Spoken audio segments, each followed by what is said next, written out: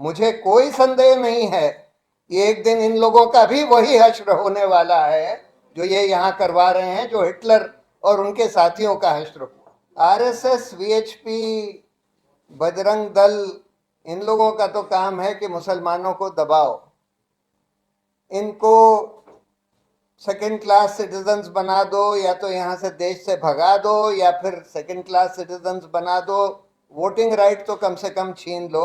और यही काम आज इलेक्शन कमीशन करने की कोशिश कर रहा है, बीजेपी या केंद्र सरकार के इशारों पर, केंद्र सरकार के दबाव में।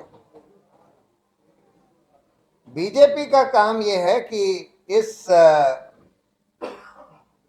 ऐसा ध्रुवीकरण समाज में करो हिंदू मुस्लिम का कि दंगे हो जाएं, और उस दंगों के आधार पर, पोलराइजेशन के आधार पर हिंदू वोट, क्योंकि हिंदू मेजॉरिटी में है, हिंदू वोट के आधार पर वो सत्ता में आ जाएं, सत्ता में बने रहें। खैर, अब तो इलेक्शन कमीशन से दूसरी चीज़ें भी करवा रहे हैं कि मुसलमानों का नाम वोटर्स लिस्ट से निकाल दो, बहुत सारे फर्जी लोगों का नाम 100 जगह डाल दो जिससे वो 100 वोट डाल सकें, वगैरह वगैरह। ये सब काम भी हो रहा है। एपीसीआर और खासकर सृष्टि और कौशिक को मुबारकबाद और धन्यवाद देना चाहता हूं कि उन्होंने ये रिपोर्ट बनाई, इतनी मेहनत करके जगह जगह उत्तराखंड के गए, फैक्ट फाइंडिंग करी और ये रिपोर्ट बनाई। बहुत बेहतरीन रिपोर्ट है। बहुत ज़रूरी है कि हिंदुस्तान में जो हो रहा है, क्योंकि ये सिर्फ उत्तराखंड में नहीं हो रहा, ये पूरे हिंदुस्तान में हो रहा है, जगह जगह हो रहा है, और इसको डॉक्यूमेंट करने की ज़रूरत है। तो इस तरह की रिपोर्ट्स आनी चाहिए। देखिए, ये बीजेपी, आरएसएस और विश्व हिंदू परिषद, बजरंग दल, इस तरह के जो संस्थाएं हैं वो करवा रही हैं, और उन्होंने अब स्टेट के जितने इंस्ट्रूमेंटैलिटीज़ होते हैं, पुलिस, जुडिशरी, और जो स्टेट के नहीं भी हैं, जिनको इंडिपेंडेंट माना जाता था, जैसे जुडिशरी, इलेक्शन कमीशन और मीडिया, इनको भी इस काम में किसी ना किसी तरह से लगा लिया है। आरएसएस, वीएचपी, बजरंग दल, इन लोगों का तो काम है कि मुसलमानों को दबाओ, इनको सेकंड क्लास सिटीजन्स बना दो, या तो यहाँ से देश से भगा दो, या फिर सेकंड क्लास सिटीजन्स बना दो, वोटिंग राइट तो कम से कम छीन लो। और यही काम आज इलेक्शन कमीशन करने की कोशिश कर रहा है, बीजेपी या केंद्र सरकार के इशारों पर, केंद्र सरकार के दबाव में। बीजेपी का काम यह है कि इस ऐसा ध्रुवीकरण समाज में करो हिंदू मुस्लिम का कि दंगे हो जाएं, और उस दंगों के आधार पर, पोलराइजेशन के आधार पर हिंदू वोट, क्योंकि हिंदू मेजॉरिटी में है, हिंदू वोट के आधार पर वो सत्ता में आ जाएं, सत्ता में बने रहें। खैर, अब तो इलेक्शन कमीशन से दूसरी चीज़ें भी करवा रहे हैं कि मुसलमानों का नाम वोटर्स लिस्ट से निकाल दो, बहुत सारे फर्जी लोगों का नाम 100 जगह डाल दो जिससे वो 100 वोट डाल सकें, वगैरह वगैरह। ये सब काम भी हो रहा। ये सब जो आज हिंदुस्तान में हो रहा है, जैसे नजीब जंग साहब ने बताया, जर्मनी में हुआ था, हिटलर ने किया था यहूदियों के खिलाफ, लेकिन आखिर में उसका क्या हश्र हुआ ये सब हम जानते हैं। एक बहुत बड़ा विश्व युद्ध हुआ, करोड़ों लोग मारे गए, और उसके बाद हिटलर का क्या हश्र हुआ और उन लोगों का क्या हश्र हुआ, ये सब आप लोग जानते हैं। मुझे कोई संदेह नहीं है कि एक दिन इन लोगों का भी वही हश्र होने वाला है जो ये यहाँ करवा रहे हैं, जो हिटलर और उनके साथियों का हश्र हुआ। लेकिन इन लोगों की ऐसी शॉर्ट टर्म थिंकिंग है, ये लोग सोचते हैं कि बस आज इलेक्शन जीत जाएं, कल इलेक्शन जीत जाएं, सत्ता में बने रहें, मुसलमानों को दबा दें। इनको ये नहीं समझ में आता कि इससे असल में इनका कोई फायदा नहीं हो रहा।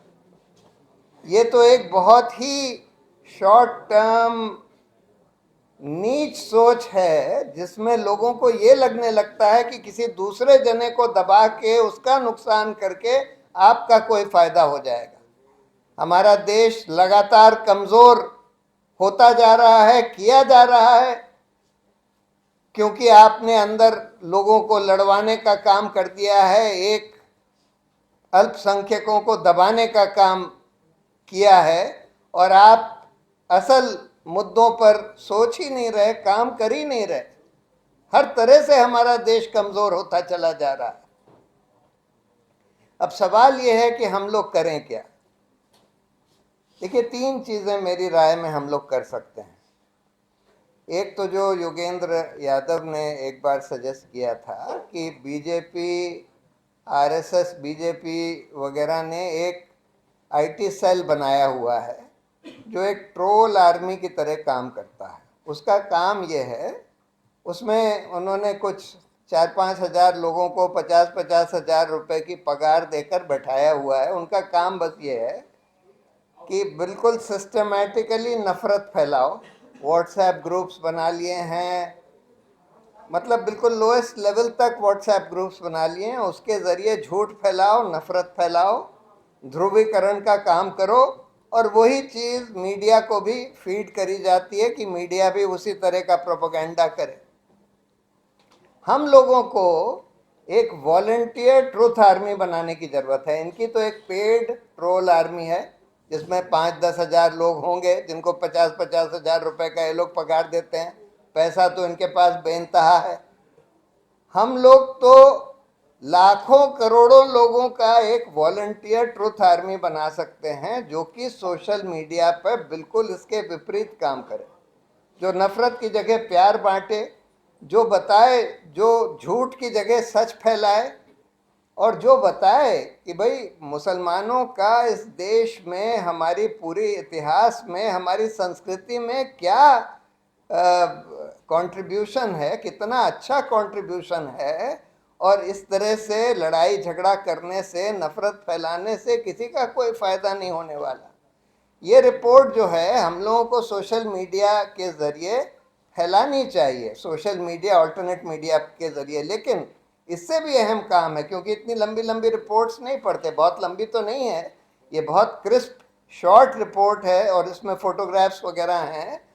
ये रिपोर्ट तो पूरी जानी चाहिए, लेकिन इसका क्रिस्प वर्जन देखिए। ध्रुव राठी को लोग इतना क्यों देखते हैं?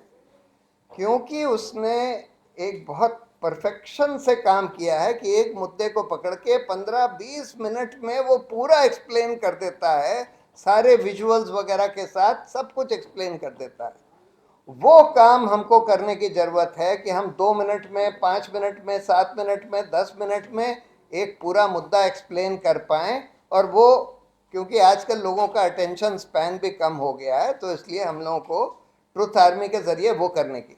ट्रुथ आर्मी में 2-3 सेल्स होंगी। एक प्रोडक्शन टीम, मतलब जो रिसर्च करे, बहुत सारा इंफॉर्मेशन मटेरियल तो है, ऑलरेडी है, और आज एआई के ज़रिए फटाफट सब कुछ हासिल हो जाता है। एक वो जो उसको एडिट करे, एक एडिटिंग टीम, और एक डिसेमिनेशन टीम जो उसको फैलाए।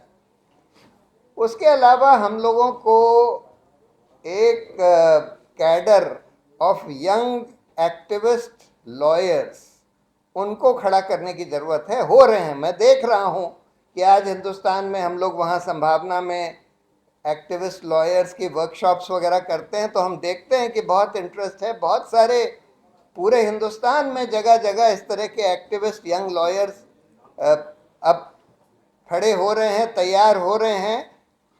और उनको देखिए, सिर्फ इस तरह के झूठे आरोप जिनके ऊपर लगाए जाते हैं, सिर्फ उसको डिफेंड करने का काम नहीं, बल्कि उससे भी अहम काम है कि जो लोग इस तरह के झूठे केस बना रहे हैं, जो पुलिस अफसर, जो सरकारी लोग जो लोग नफरत फैला रहे हैं, यति नरसिंहानंद जैसे लोग, उनका पीछा करें, क्योंकि कानून में ये सब बहुत बड़ा अपराध है।